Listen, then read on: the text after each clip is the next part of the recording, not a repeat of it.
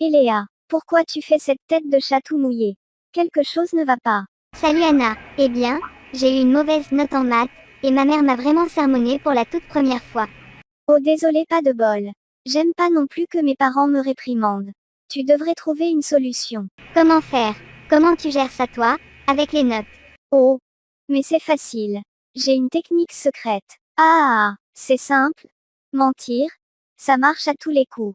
Je dis à mes parents que j'ai eu d'excellentes notes, et hop, c'est dans la poche. Vraiment, et ils ne se rendent jamais compte.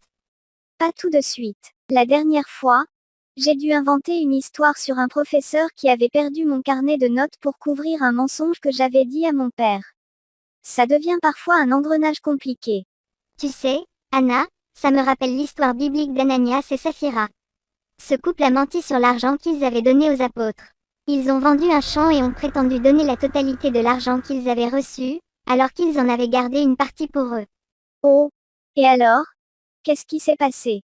Pierre, l'apôtre, a confronté Ananias et Saphira, sa femme. Pierre leur a posé des questions, et ils ont été démasqués. Les mensonges sont comme des dominos. Une fois qu'ils commencent à tomber, ils entraînent tout le reste. Et devine quoi, ce mensonge a eu des conséquences tragiques sur la vie d'Ananias. Sa femme Saphira a eu la même fin tragique. Attends. Donc tout ça s'est retourné contre eux d'une manière vraiment terrible. Exactement. Quand tu mens, tu te retrouves coincé dans quelque chose de plus grand, et bientôt, le mensonge prend le dessus. Être honnête évite de vivre dans la peur de se faire démasquer et de ce qui pourrait arriver. Tu as raison, Léa. La dernière fois que j'ai menti, j'ai dû inventer une histoire après l'autre, et ça n'a fait qu'empirer les choses.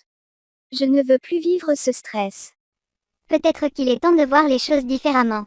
Si tu parles à tes parents et leur demandes de l'aide pour t'améliorer, non seulement tu seras honnête, mais ils te soutiendront probablement bien plus que tu ne le penses. Moi par exemple, j'étais surtout triste d'avoir déçu ma mère. Je ne mentirai jamais pour me couvrir. Je suis fatiguée de toujours devoir me rappeler quelle version j'ai racontée. Ça me stresse plus qu'une interrogation surprise en géométrie. Je vais essayer de dire la vérité et accepter de l'aide pour vraiment m'améliorer. Absolument. La vérité peut sembler effrayante au début, mais elle libère. Dans notre vieille toile de la vérité, tu deviens maître de ton destin sans ce poids constant de mensonges sur tes épaules. Oui, je vais le faire. Et finir cette montagne de mensonges avant qu'elle me tombe dessus comme une avalanche. Merci, Léa. Tu m'as vraiment fait réfléchir. Je suis là pour ça. Et qui sait, nos prochaines conversations porteront peut-être sur comment décrocher des 20 sur 20 sans devoir réécrire les annales de la généalogie du mensonge. Oui. Je vais parler à mes parents. Terminer les montagnes russes de l'imagination. Je vais me construire un chemin d'amélioration. Tu es vraiment une amie précieuse. Et voilà la fin de notre périple avec Anna et Léa, où nous avons exploré les complexités de l'adolescence. À travers leurs yeux, nous avons découvert la tension entre le désir d'approbation et l'importance de l'honnêteté. Anna, en confiant ses petites ruses pour éviter les reproches, nous a montré à quel point il peut être tentant de masquer la vérité pour préserver la paix intérieure et familiale. Cependant, ce qui semblait au départ une simple solution s'est révélé être un piège, rendant chaque mensonge plus lourd que le précédent. Léa a joué le rôle d'une amie attentionnée, apportant sagesse et perspective en partageant l'histoire d'Ananias et Saphira.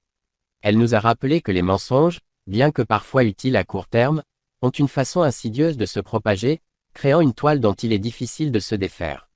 Cette parabole nous incite à réfléchir à nos propres vies, à ces moments où nous avons peut-être choisi la facilité au détriment de l'authenticité. En fin de compte, Léa a encouragé Anna à envisager une nouvelle voie, celle de la vérité et de la communication sincère avec ses parents. Ainsi, ce dialogue nous rappelle que l'honnêteté n'est pas seulement une valeur à cultiver, mais un choix qui mène à une vie plus sereine et plus épanouie. Les erreurs sont humaines, mais accepter de se dévoiler tel que l'on est ouvre la voie à la réconciliation et au soutien sincère de nos proches. Alors que nous refermons ce chapitre, souvenons-nous que chaque expérience est une leçon et que chaque vérité révélée est une libération. Nous espérons que vous avez autant apprécié cette série que nous avons pris plaisir à la créer pour vous.